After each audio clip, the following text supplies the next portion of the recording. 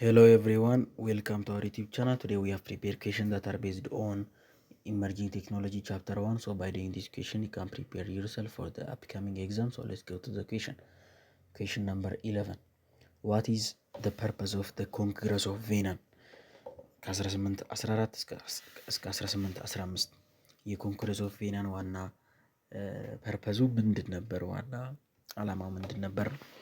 ኤ ቱ ፕሮሞት ኢንዱስትሪያላይዜሽን ኢን ዩሮፕ በአውሮፓ ላይ ኢንዱስትሪያላይዜሽንን ማስፈን ነው። ቢ ቱ ሪስቶር ባላንስ ኦፍ ፓወር ኤንድ ሰፕረስ ሪቮሉሽነሪ ሙቭመንት አፍተር ደ ናፖሊዮኒክ ዋር። ሲ ቱ ስታብሊሽ ደ ዩሮፒያን ዩኒየን። ዲ ቱ ኢኒሽት ደ ኢንዱስትሪያል ሪቮሉሽን። የትኛው ነው? ስለዚህ ያው ዋና አላማው የኃይልን ማስመለስ ነው። እንደገና ደግሞ የሪቮሉሽነሪ ሙቭመንቶችን ከናፖሊዮኒክ ዋር በኋላ የተከሰተውን እሱን ሰፕረስ ማድረግ ነው። ስለዚህ ያ ነው መልሱ። 11ኛ መልሱ ቢ ነው ማለት ነው። 11ኛ መልሱ ቢ ነው ማለት ነው። 12ኛ which of the following is a key characteristics of the industrial revolution 2? A introduction of steam engine. B development of electricity and mass production. C emergency of the internet. D advancement in biotechnology. ስለዚህ የትኛው ነው መልሱ? ያው ቢ ዴቨሎፕመንት ኦፍ ኤሌክትሪክሲቲ ኤንድ ማስ ፕሮዳክሽን የሚለው መልሱ ነው ማለት ነው። ስለዚህ 12ኛ መልሱ ቢ። 13ኛ how does artificial intelligence or AI contribute to emerging technology? እንዴት ነው ኤአይ ወይም አርቲፊሻል ኢንተለጀንስ ለኢመርጂንግ ቴክኖሎጂ ኮንትሪቢዩት የሚያደርገው ነው የሚለን። ኤ by replacing all human job. B by enabling machine to perform tasks that typically require human intelligence. C by slowing down technological progress. D by eliminating the need for data analysis. ስለዚህ ያው B by enabling machine to perform tasks that typically require human intelligence የሰው ልጅን ኢንተለጀንስ የሚጠይቁ ስራዎችን እንዲሰሩ ማድረግ ነው ማሽኖችን። ስለዚህ 13ኛ መልሱ ቢ by enabling machine to perform tasks that typically require human intelligence የሚለው መልሱ ነው ማለት ነው። 14ኛ what is the main advantage of 5G technology over previous generation? የ5G የኢንተርኔት ቴክኖሎጂ ከሌሎች ቴክኖሎጂዎች ዋና አድቫንቴጁ ምንድን ነው የሚለን። ኤ lower internet speed. B reduced connectivity. C higher data transfer rate and lower latency. D increased hardware requirement. ስለዚህ ዋና አድቫንቴጅ 5G ቴክኖሎጂ ከሌሎች ጋር የራሱ የሆነ አድቫንቴጅ እና ዲስአድቫንቴጅ አለው። እዚህ ላይ የተጠየቀው አድቫንቴጁ ነው። ስለዚህ ሲ higher data transfer rate and lower latency የሚለው መልሱ ነው ማለት ነው።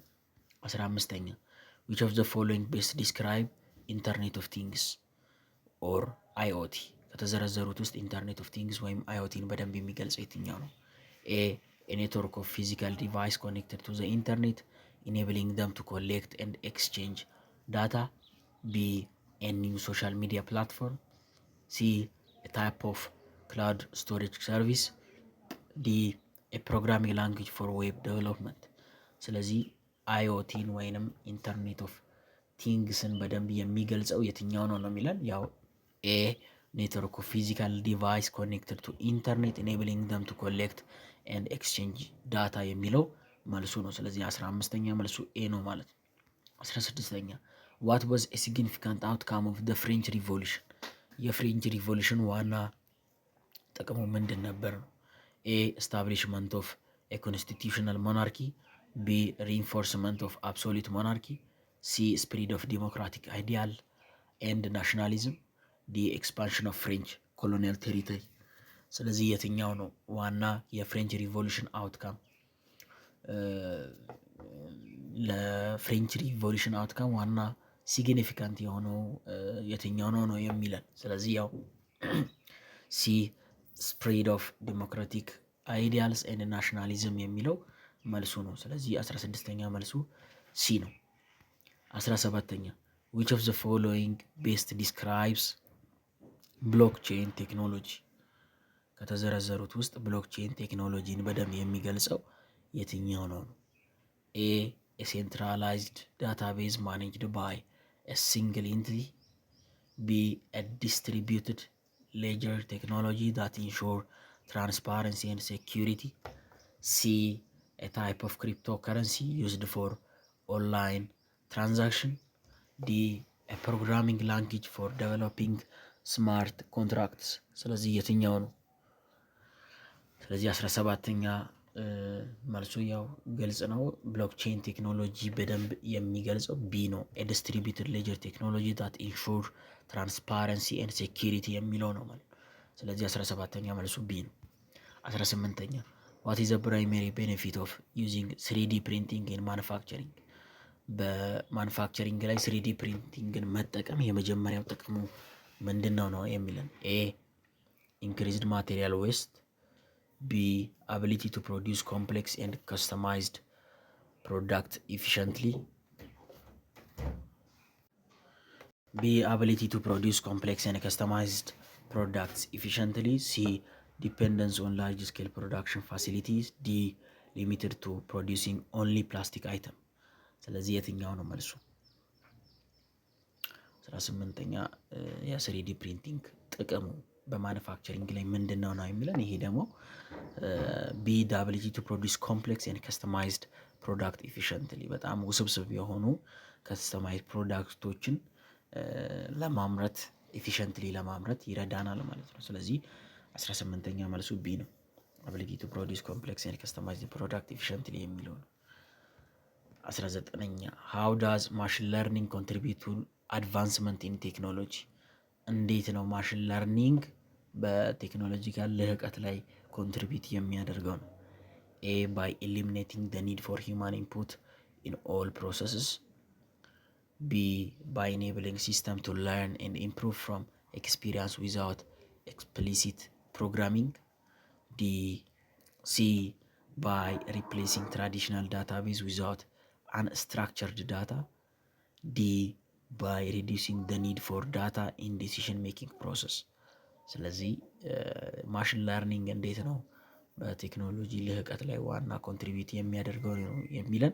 ስለዚህ ቢ ባይ ኢኔብሊንግ ሲስተምስ ቱ ለርን ኤንድ ኢምፕሩቭ ፍሮም ኤክስፒሪየንስ ዊዛውት ኤክስፕሊሲት ፕሮግራሚንግ የሚለው መልሱ ነው። ማሽኖች በራሳቸው ከልምዳቸው እንዲማሩና እንዲሻሻሉ ማድረግ ነው። ስለዚህ 19ኛ መልሱ ቢ ነው ማለት ነው። ማሽን ለርኒንግ እንትኑ ያ ነው። 20ኛ ዋት ኢዝ ኤ ኪ ካራክተሪስቲክስ ኦፍ ኳንተም ኮምፒውቲንግ።